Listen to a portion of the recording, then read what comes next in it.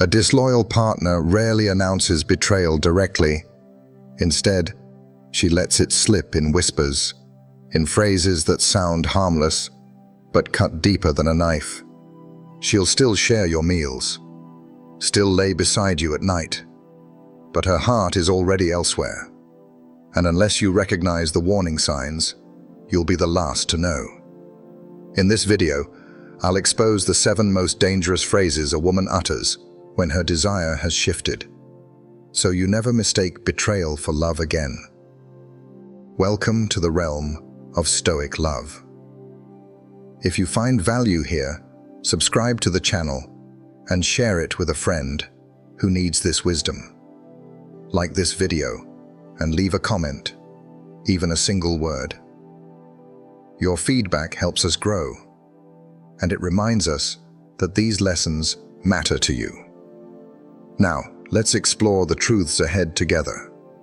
A man can find himself in the company of an emotional deceiver without even realizing it. She is right there, beside him. She bids him good night. She slips into his bed. She shares his meals. Yet the connection has already faded. Her desire, her focus, her passion have shifted away, and the man convinces himself this is just a phase, that she is lost in confusion. But no, she is not confused. She is making a choice. She simply hasn't admitted it yet. A woman rarely declares that her desire for you is gone. She will not say it plainly. What she gives instead are subtle hints, gentle words, phrases that seem innocent. But if you fail to interpret them, they unravel you from the inside. Today, I will share the exact phrases that reveal when a woman yearns for another. Words that signal she has already begun detaching. And she hopes you'll piece it together on your own, so she can justify what comes next. I won't lean on sentimentality. This is not about comforting illusions.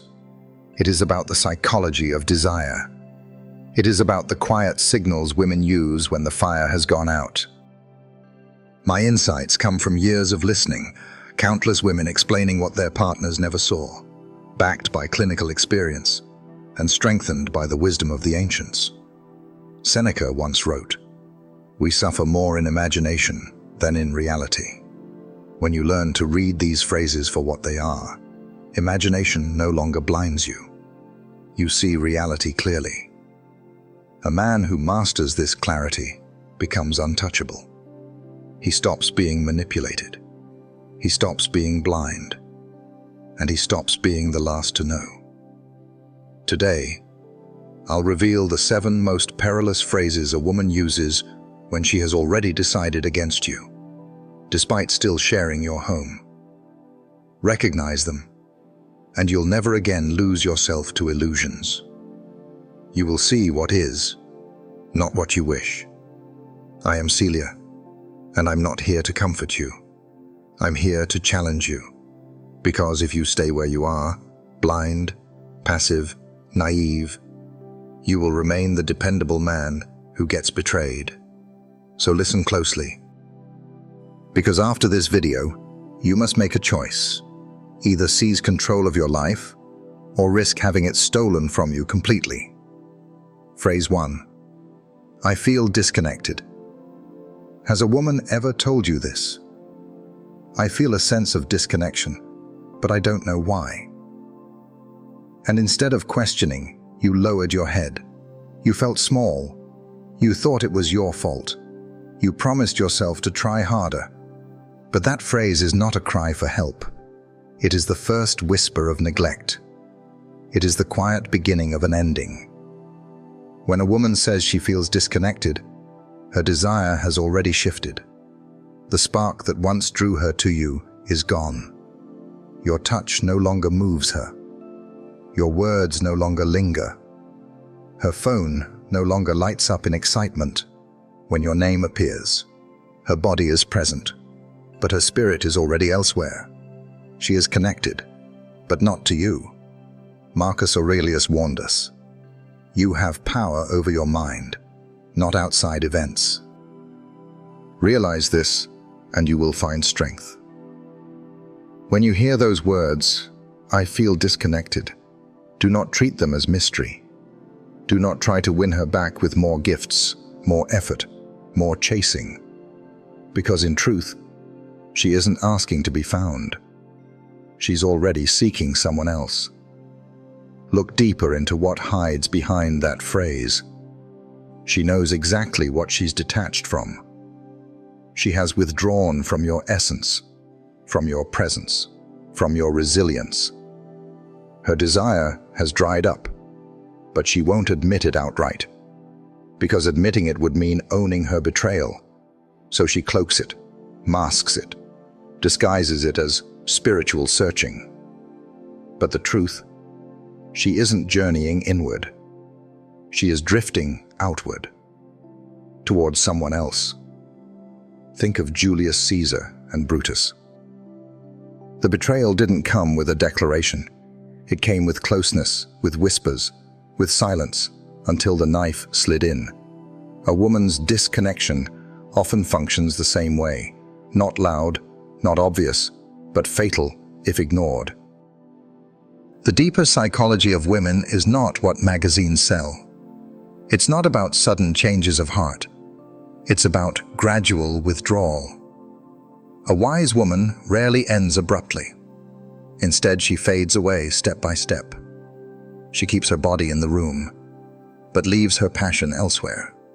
And if you lack clarity, you'll chase shadows.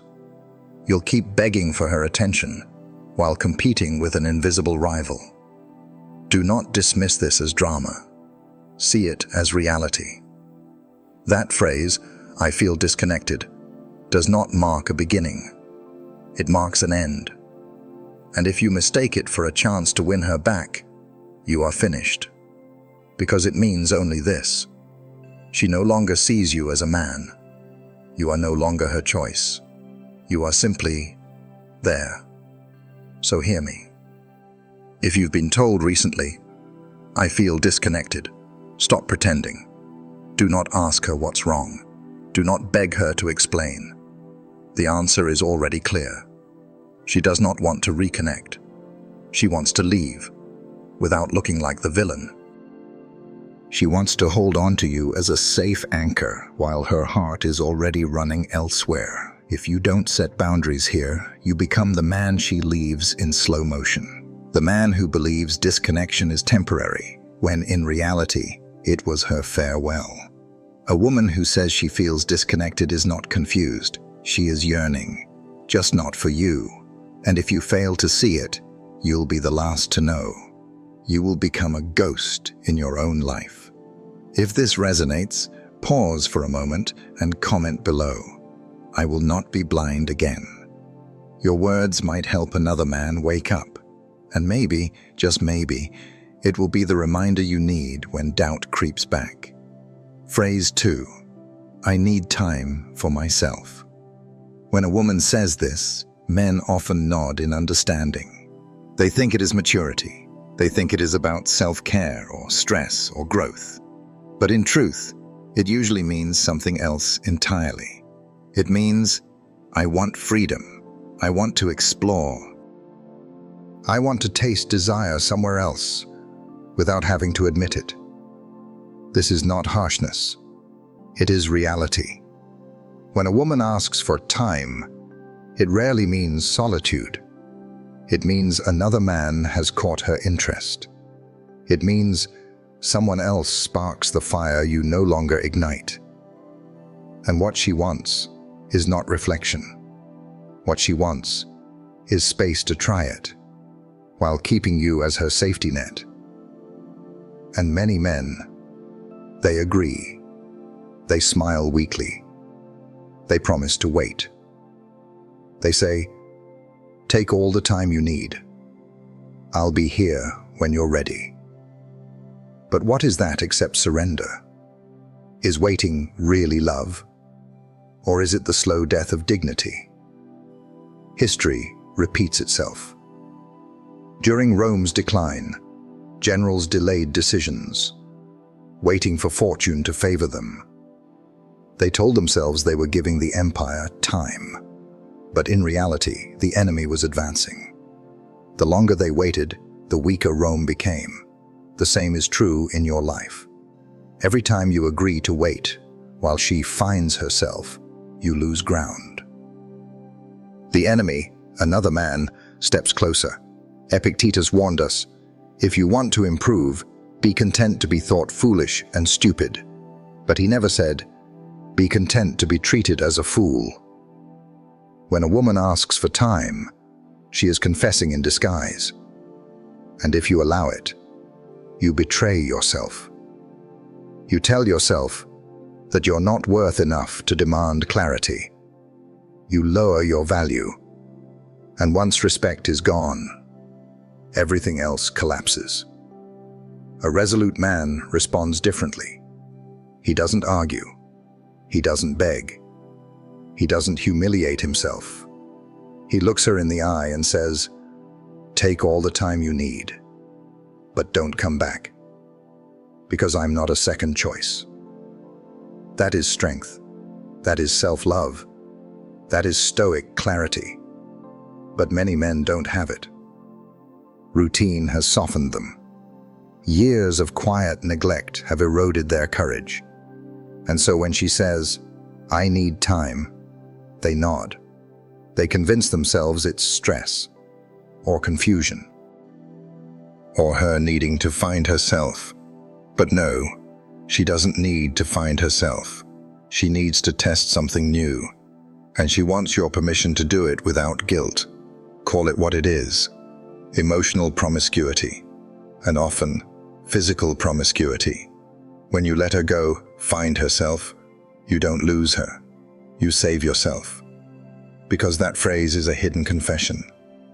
If you give her permission, you confirm her suspicion that you lack strength, that you will wait like a fool while she entertains another man. And when respect dies, no gesture, no kindness, no gift will revive desire. The next time you hear it, I need time for myself. Do not smile. Do not wait. Do not beg. Because a man who gives time loses respect. And when respect is gone, you are no longer her man. You are simply an option. And no man should ever live as an option. So let me challenge you here. If you've ever been told this phrase, write in the comments, I choose clarity over waiting. These words will remind you and show others that you no longer mistake indecision for love. We now reach the sixth phrase. It doesn't sound like rejection. It doesn't sound like betrayal. In fact, it almost sounds sweet. It feels like curiosity. It feels like innocence. But beneath the surface, it is a trap. The words are, I don't know what's going on with you. Imagine the moment. She looks at you differently. Her voice softens. Her eyes search yours. And with a hesitant smile, she says, I don't know what's going on with you. It feels flattering. It feels like connection. It feels like she's drawn to you. But it is not confusion. It is a disguise. This phrase places the responsibility on you. It makes you the puzzle. It makes you the cause. It makes you believe that you are the one creating this strange energy. But in reality, she knows exactly what's happening. She feels desire. She feels curiosity. She feels temptation. But she doesn't want to admit it, so she hides behind the mask of confusion. History gives us examples of such games. Cleopatra was a master of it. She never said outright what she wanted. She made men believe that they had bewitched her, that they had pulled her into some irresistible storm. But in truth, she knew exactly what she was doing. She was not lost. She was in control. And so is the woman who tells you, I don't know what's going on with you. Epictetus said, appearances are of four kinds. Things either are as they appear, or they neither are, nor appear to be, or they are, and do not appear to be, or they are not, and yet appear to be. This phrase belongs to the last category. It is not what it seems. It appears like confusion. It appears like helpless attraction, but it is actually a subtle manipulation. It is a way to engage you without admitting responsibility, and men fall for it. They think, she can't help herself. She's just drawn to me. But no, she is choosing. She is testing. She is playing. And if you fall into the trap, you stop being the man with direction. You become the man who reacts. You stop leading. You start waiting. You start hoping. And you lose yourself. Think of Odysseus once again. The sirens did not say, I want you. They sang, I don't know what's happening to you. You're under a spell. And sailors believed it. They crashed on the rocks. But Odysseus tied himself to the mast. He heard the song, but he did not follow. That is what you must do. The moment she says, I don't know what's going on with you, see it clearly. It is not innocence. It is not magic. It is not destiny. It is strategy. It is her way of avoiding the truth, that she feels something for another, but won't admit it. Marcus Aurelius said, you always own the option of having no opinion. You don't need to answer her with excitement. You don't need to play into her game. You don't need to feed the illusion. You can remain calm. You can remain clear. You can remain unmoved. And in that clarity, the game collapses. Picture a man in modern times. She tells him, I don't know what's going on with you. He takes it as magic. He thinks it's destiny. He leans in, gives everything, believing he is special. Months later, he finds she was speaking the same way to another man. The words weren't magic. They were a tool, and he was just one of many. So if you've ever been caught in this phrase, write below, I choose clarity over illusion. Because when you see through appearances, you free yourself from the trap. And only then can you remain a man who leads, not one who follows confusion. Now, we come to the final phrase, perhaps the most deceptive, perhaps the most painful, perhaps the most dangerous of them all. The words are, I love you, but I'm not in love with you. It sounds poetic. It sounds deep. It sounds like wisdom, but it is none of those things. It is a verdict. It is the softest form of execution. Because what she is really saying is simple. You no longer excite me, but I don't want to feel guilty for leaving. She offers you the words, I love you, as a sedative. She gives you comfort with one hand, and then she takes everything away with the other. I'm not in love with you. In that moment, you are stripped of hope.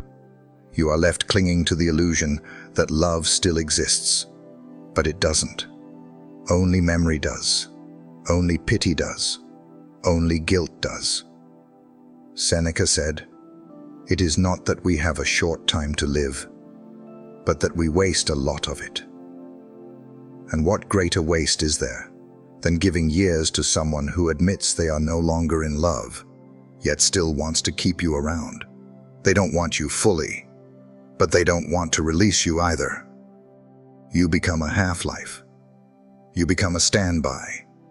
You become the safety net. In my experience, when women say this phrase, it almost always means there is already another man. Her heart is gone. Her body is gone. Her fantasies are gone. But her guilt keeps her from saying it directly. So she wraps her betrayal in softness. She says, I love you, but, and that but is the knife. Think of Brutus and Caesar once more. The words were not, I hate you. They were not, I despise you. They were silence, a closeness, until the knife entered. I love you, but I'm not in love with you, is the modern form of et tu brute. Soft, polite, but final. And men make the mistake of fighting for it. They think, if I try harder, I can make her fall in love again. So they buy flowers. They plan surprises. They bend further. They give more. But passion cannot be forced back once it is gone. You can feed the fire with all the wood in the world, but if the spark is dead, nothing will burn. Epictetus warned, "It is not what happens to you, but how you react to it that matters."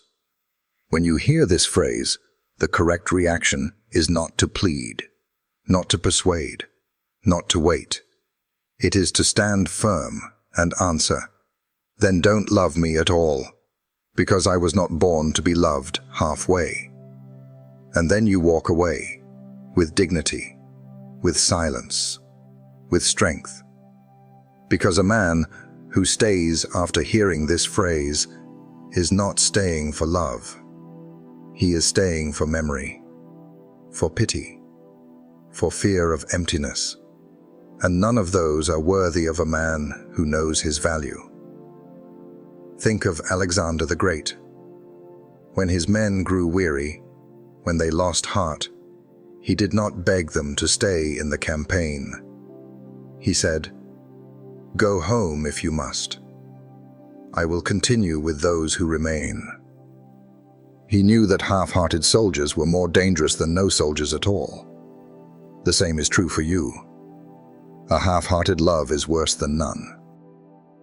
Marcus Aurelius wrote in his Meditations, "How much time he gains who does not look to see what his neighbor says or does or thinks, but only at what he does himself, to make it just and holy." Stop looking at her words. Stop looking at her excuses. Look at yourself. Ask, am I living with strength? Am I living with clarity? Am I living as the man I was meant to be? If the answer is no, then her words have already done their damage. But you can still choose. You can still walk. You can still reclaim yourself. Because the end of her desire does not mean the end of your life. It can mean the beginning of your freedom. So if you've ever heard this phrase, comment below. I refuse halfway love.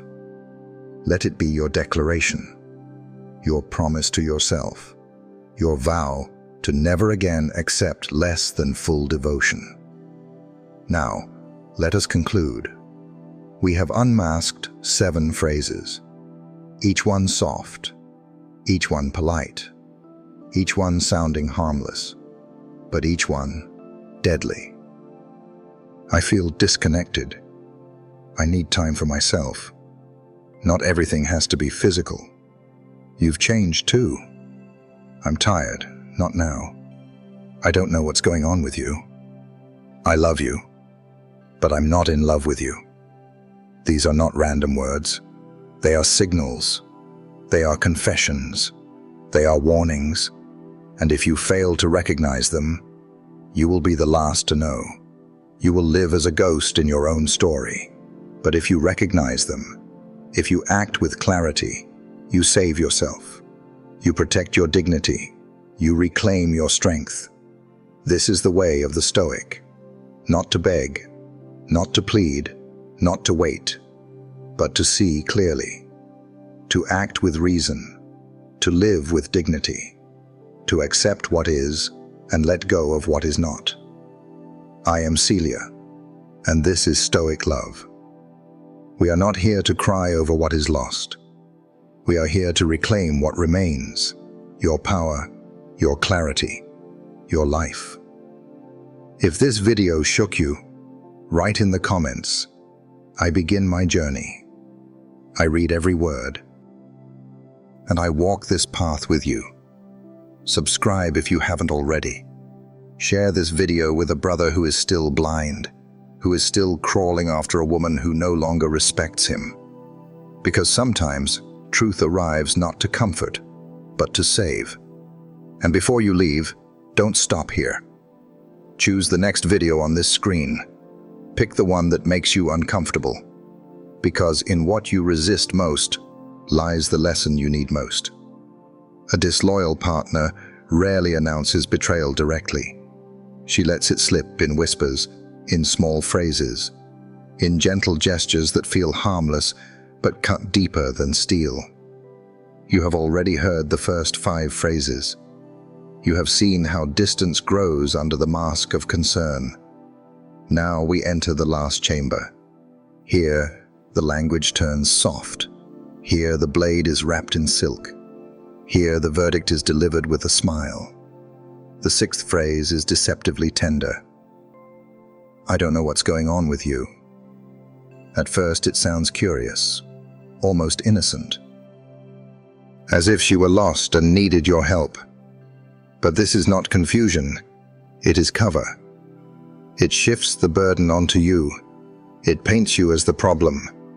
It lets her keep one foot inside your life, while the other steps towards someone else. She knows what is happening. Desire has moved. Attention has drifted.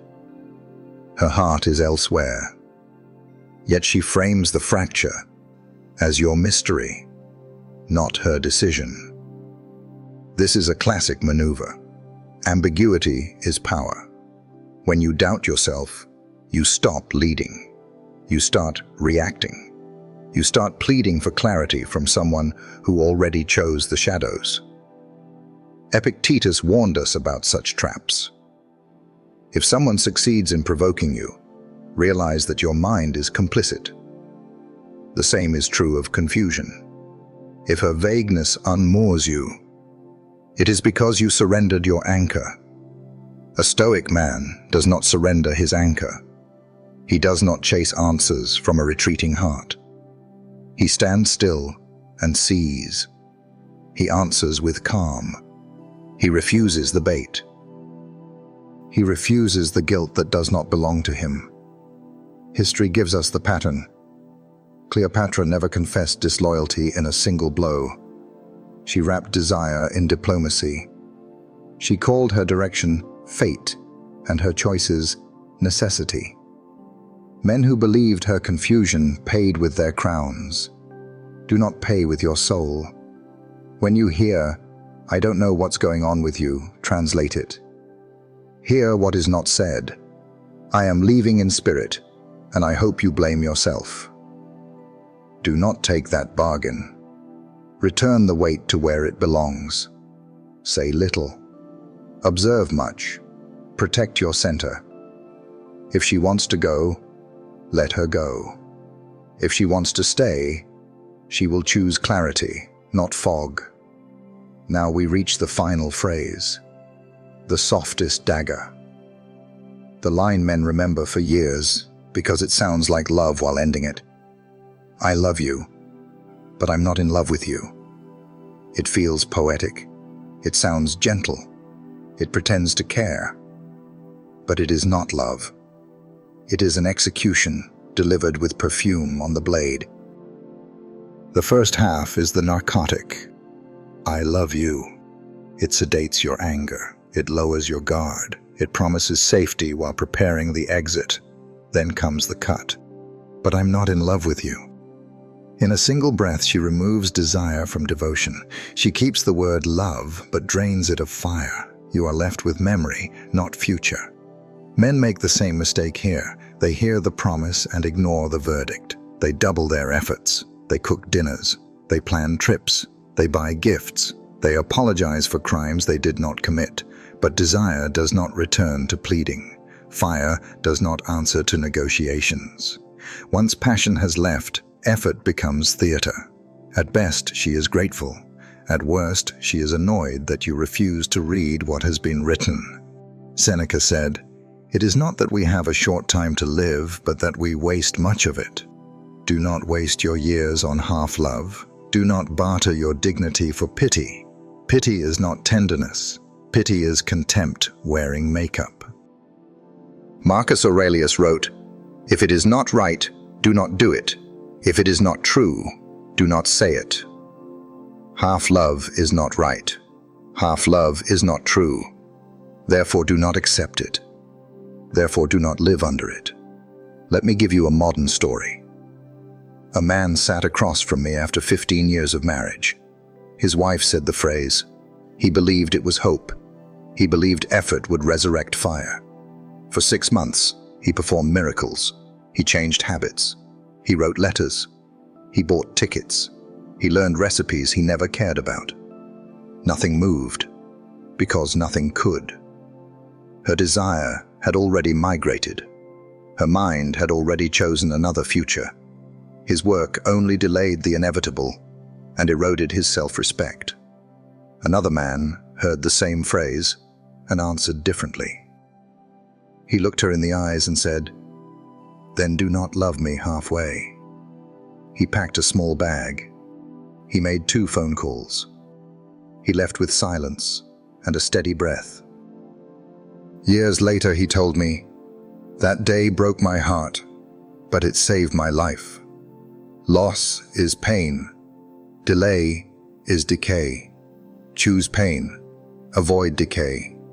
Stoicism is not coldness. It is clarity. It is the art of seeing the world as it is and acting as a free man inside it. You cannot control her heart.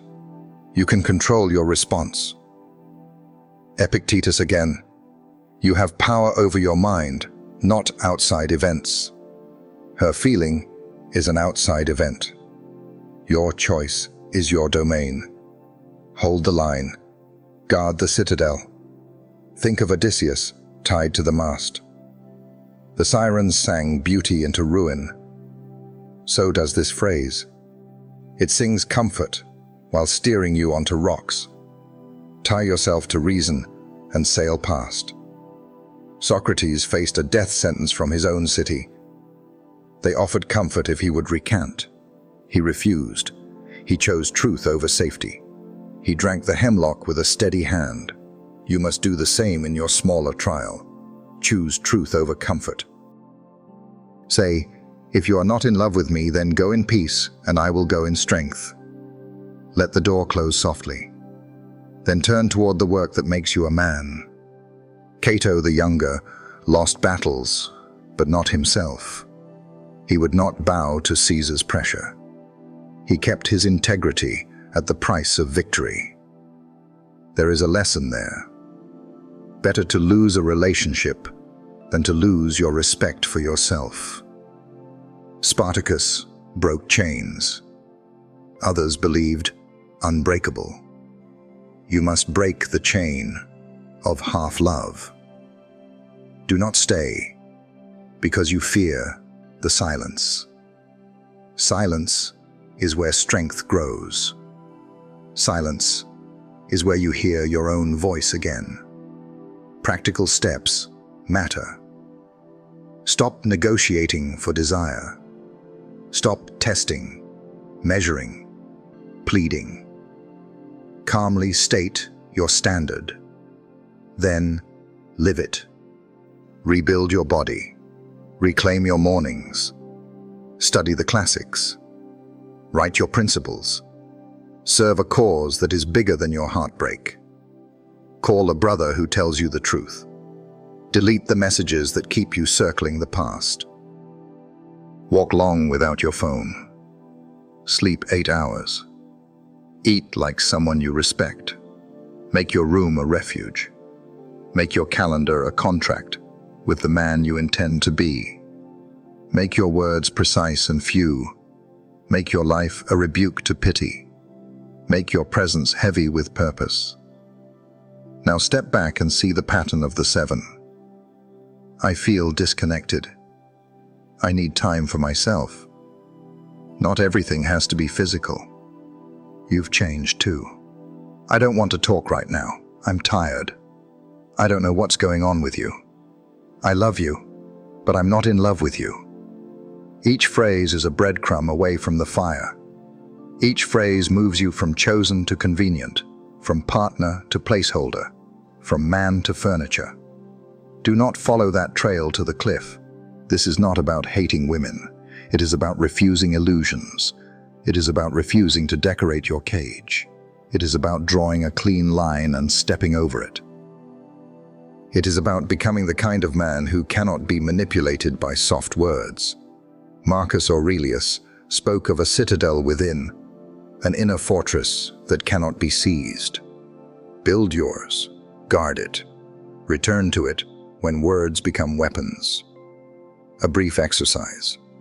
Write 2 sentences on a card. Sentence 1. I do not accept halfway love. Sentence 2. My dignity is my responsibility. Carry it for 30 days. Read it each morning. Act accordingly. Another exercise. List the actions that made you proud before this crisis. Training, study, work well done, service given. Now double them. Suffering is real, but suffering can be shaped. Pressure is the forge. Steel is born in flame. Let this be the fire that hardens, not the smoke that chokes. Remember Seneca's counsel about time. Do not spend yours waiting for a heart that has already left the room. Do not pay interest on a debt that is not yours. Close the account. Open a new one in your name. I will give you a final image. Imagine standing in a quiet room. On the table is a key with your name on it. The door beside you is open. On the other side is a road, long and clean. The house behind you is full of echoes, old laughter, old promises, old phrases that kept you small. You can stay and argue with the echoes, or you can take the key and step through. This is the moment, not next month, not after one more talk, now. Write in the comments, I begin my journey. Say where you are watching from. Let other men see they are not alone. Let them see the standard rising. Subscribe if this saved you a year. Share it with the brother who is still crawling after someone who no longer chooses him. Pick the next video that makes you uncomfortable. Watch it through. Then act on one line from it today. I am Celia. This is Stoic Love. We are not here to be soothed. We are here to be strengthened. Betrayal does not get the last word. Your character does. Stand tall. Walk forward. Live free. Before we close, let me anchor this in one more story from history. Alexander the Great lost Hephaestion, the friend he loved like a brother. Grief nearly swallowed him, but he did not abandon his standards. He honored the bond. Then he returned to the work he was born to do. He moved forward with purpose, not because the pain vanished, but because his duty remained. Your duty remains too, to yourself, to the men who depend on you, to the future you intend to build. Do not mistake heartbreak for a summons to collapse. Treat it as a summons to order. Here is a simple framework to carry you through the next 90 days. Call it the Stoic Triad: body, mind, service. For body, train 5 days a week. Nothing fancy. Push, pull, legs, walk, breathe. For mind, read 30 pages of something older than you. Marcus, Seneca, Epictetus, or a great biography. Write a paragraph about what you learned. For service, do one concrete act each day that improves someone else's life with no expectation of return. Track it on a card. Miss a day, begin again the next morning. No drama. Consistency is the quiet form of courage. And give yourself rules around contact. No midnight texts. No scrolling old photos. No replaying last arguments in your head. When memories rise, stand them in front of the judge of reason. Ask, does this help me become who I must be? If not, dismiss the case and return to the work in front of you. If you relapse, you are not broken. You are human. Step back onto the path. One clear action, then another, then another. Finally, choose a symbol, a ring you set aside, a necklace you retire, a stone you carry in your pocket to remind you of the citadel within. Rituals matter. They anchor decisions in the body. They make the invisible visible. Look again at the 7 phrases. They no longer frighten you, because you know what they are. They are not storms. They are weather. You are the mountain. Let the clouds pass while you remain. When you wake tomorrow, take the key from the table in your mind. Open the door again. Walk the clean road. One step, then another. Meet the day as a craftsman meets his bench, present, focused, and grateful for the chance to work. If these words helped, say so below, so another man can find them. If they challenged you, all the better. Growth rarely arrives dressed as comfort. Remember this line when doubt returns. Half love is a cage. Dignity is the door. Use it, speak it, live it. And when someone offers you pity, dressed as love, smile once, bow slightly, and keep walking. The road is waiting. So are you.